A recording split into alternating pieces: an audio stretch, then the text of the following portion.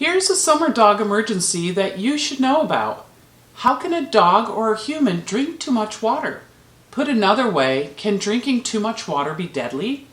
I learned the answer to this question the hard way.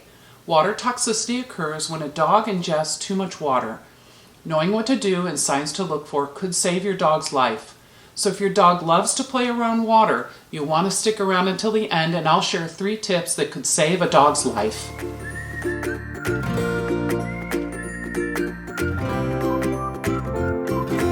My dog loves water. It doesn't matter where it comes from. Sprinklers, the hose, waterfalls. It's her absolute favorite thing, other than herding sheep. Just a couple weeks ago, my dog Ellen got out. She found a powerful sprinkler system on a nearby farm and had been playing there, biting at sprinklers for a good amount of time. Some nice neighbors brought her back to us, and though she was soaked, she seemed just fine.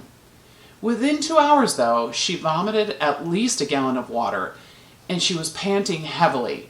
A few minutes after that, she was unable to stand up. Her hind legs were very weak, and she was squinting. I looked at her gums, and they were pale. I knew that she was exhibiting signs of shock. Immediately, I went to the nearest veterinary clinic and was turned away, as their vet was occupied in a surgery. I asked that office to notify a local ER we are on our way with an emergency. I then raced for what seemed like forever to the local ER. When we arrived, they were ready and asked, "Is this the water toxicity?" Ellen was in shock by then. They hospitalized her and she spent the entire day in their ICU. Blood work revealed a low sodium and potassium. They gave her the appropriate fluids to correct the imbalance. It seems simple, but it's not.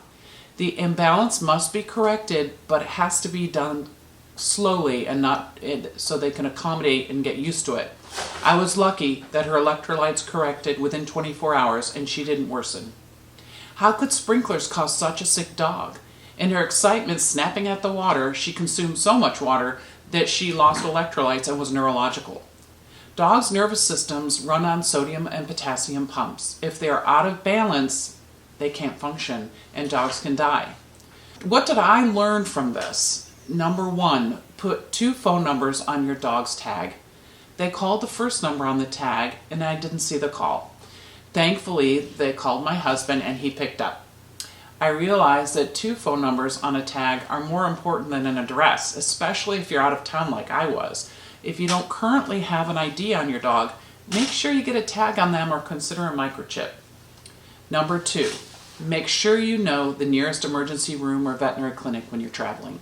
Veterinary offices are so busy for so many reasons and will likely send you to an ER.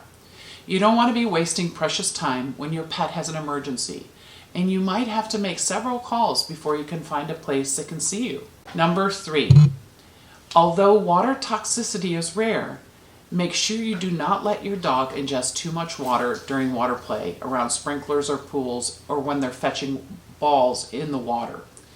Dogs can also get sick from drinking too much seawater, so have fun, but give them a break from the excitement. Avoid extended play with water. Small dogs are prone, so use care with them as well. Ironically, in my 30 years as a vet, I had never seen a case of water toxicity, but I knew it could be deadly. I fear that if I wasn't a veterinarian with knowledge of this potentially fatal condition, my dog would not have survived. Please share this so others can know that water toxicity exists in pets and what they should look for.